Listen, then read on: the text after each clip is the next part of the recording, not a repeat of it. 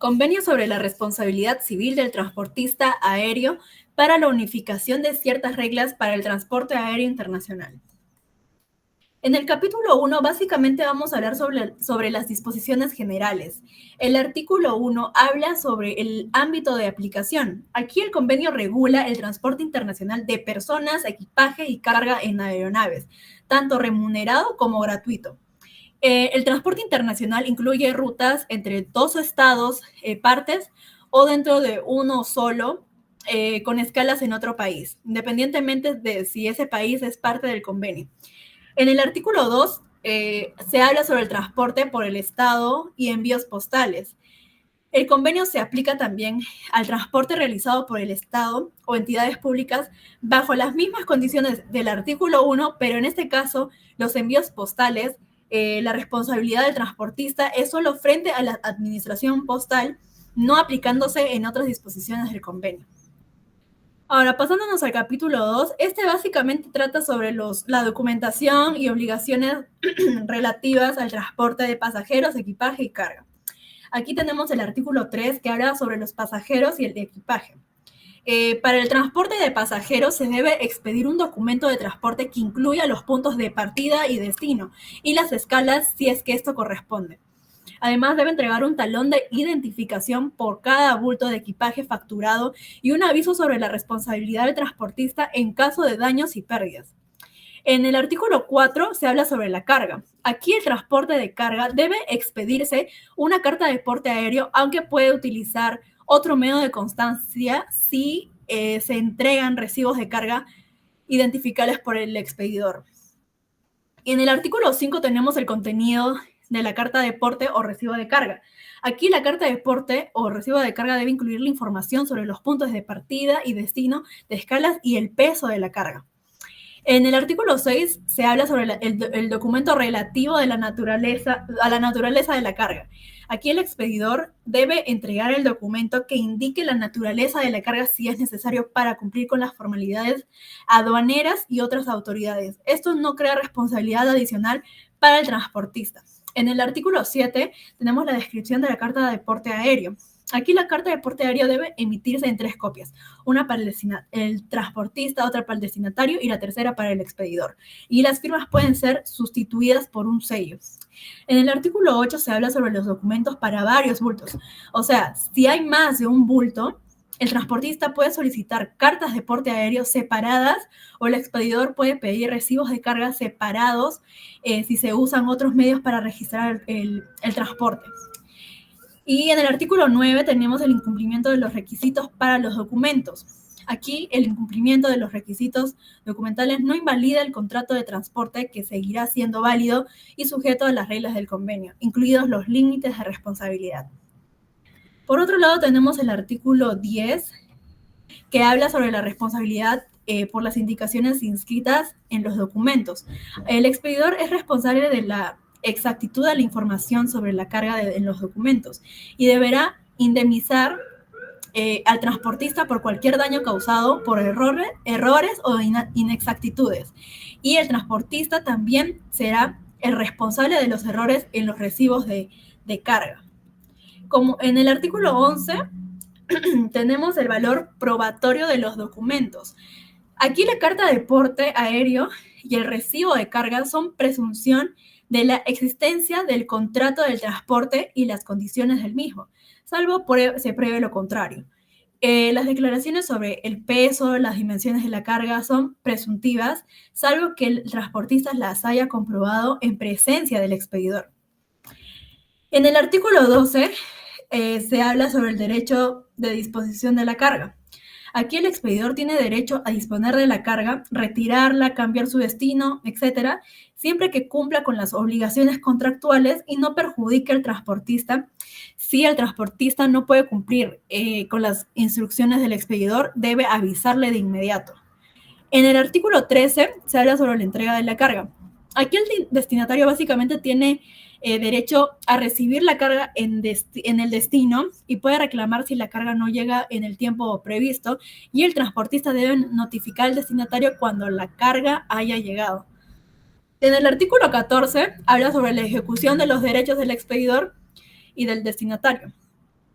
Tanto el expedidor como el destinatario pueden hacer valer sus derechos bajo el contrato, ya sea en su propio nombre o el de un tercero, siempre que cumplan con las obligaciones del contrato de transporte. En el artículo 15 se habla sobre las relaciones entre el expedidor y el destinatario y las relaciones con terceros. Aquí los derechos de ambos, tanto del expedidor como el destinatario, no afectan sus relaciones entre sí ni las relaciones con los terceros que dependan de ellos, salvo que se indique lo contrario en el contrato. Y como último artículo del capítulo 2 tenemos las formalidades de aduanas, policía u otras autoridades públicas. Aquí el expedidor es responsable de proporcionar los documentos e información necesarios para autoridades, pero el transportista no tiene la obligación de verificar la exactitud de esos documentos. Ahora pasamos a los siguientes capítulos. Carga sobre cubierta. Las reglas de Hamburgo permiten transportar carga sobre cubierta bajo ciertas condiciones y aquí responsabilizan al porteador por pérdidas o daños. En contraste, las reglas de la Haya excluyen esa responsabilidad, ya que antes el riesgo era mayor y así la contaminación ha mejorado y la seguridad de estos transportes. Responsabilidad por el retraso. Las reglas de Hamburgo establecen la responsabilidad del porteador por retrasos en la entrega bajo presunción de culpa o de negligencia, a diferencia de las reglas de la Haya, que no regulan los retrasos. Esta modificación responde a la mayor precisión y seguridad en el transporte marítimo moderno, que permite cumplir mejor con los plazos de entrega esperados. Limitación de la responsabilidad financiera. Aquí las reglas de Hamburgo limitan la responsabilidad en caso de pérdida, daño o retraso de la carga. Este límite es de 835 unidades de cuenta por bulto o 2,5 unidades de cuenta por kilogramo, utilizando el derecho especial del giro del FMI como referencia.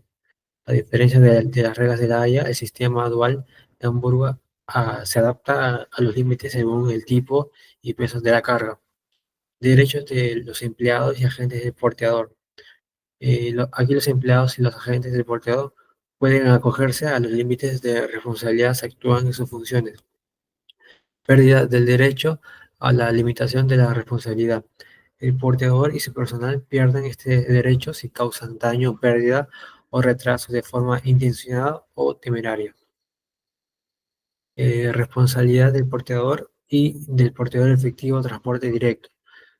Aquí las reglas exigen que si el portador contratante delega el transporte en un portador efectivo, solo pueden eximirse de responsabilidad si el contrato identifica al portador efectivo y la parte de transporte a su cargo.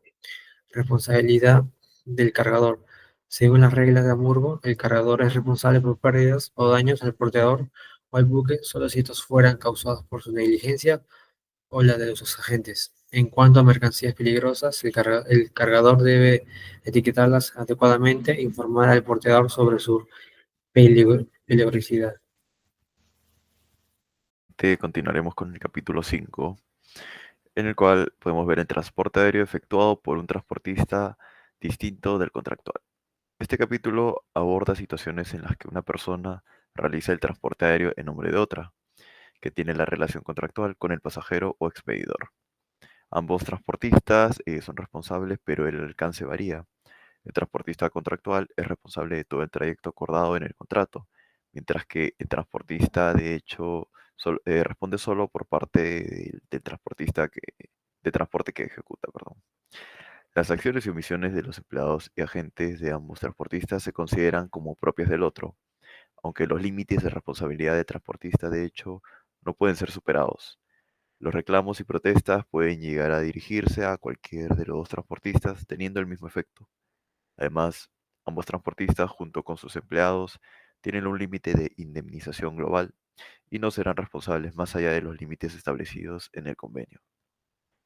Bueno, en caso de que el demandante decida reclamar daños, puede iniciar la acción contra cualquiera de los dos o contra ambos. Si se demanda a uno, esto puede requerir la presencia del otro en el juicio. En el capítulo 6, en otras disposiciones, este capítulo establece disposiciones adicionales que refuerzan la aplicación del convenio. Toda cláusula contractual o acuerdo previo que interviene evitar la aplicación de las reglas del convenio, como la elección de leyes o jurisdicciones diferentes, es declarada nula, ¿no?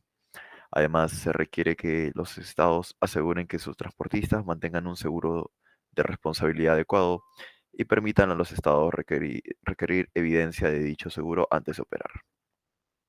También existen excepciones para transportes realizados en circunstancias extraordinarias como vuelos especiales fuera de las operaciones normales de transportistas, en cuyo caso no se aplica la documentación regular de transporte. También se aclara que la mención de días en el convenio se refiere a días de calendario y no a días hábiles, ¿no? Para evitar interpretaciones ambiguas en los plazos. Y en el capítulo final, capítulo 7, tenemos las cláusulas finales, en cual este capítulo establece la formalización del convenio de Montreal de 1999. El convenio se abrió para su firma en Montreal el 28 de mayo de 1999 y puede ser ratificado tanto por estados como por organizaciones regionales de integración económica. El convenio entra en vigor 60 días después del depósito del 30º instrumento de rectificación, ¿no? Y para los estados que lo rectifiquen posteriormente, 60 días después de su propio depósito. Este convenio prevalece sobre otros acuerdos previos en materia de transporte aéreo, como el Convenio de Varsovia y sus protocolos, en los estados que sean parte de ambos convenios. En el caso de estados con múltiples sistemas jurídicos, el convenio permite aplicar sus disposiciones en territorios específicos según se indique en una declaración al momento de la firma, aunque en general no se permite reservas al convenio, sino que los estados pueden optar por excluir su aplicación de transporte realizados con fines no comerciales o en servicios militares.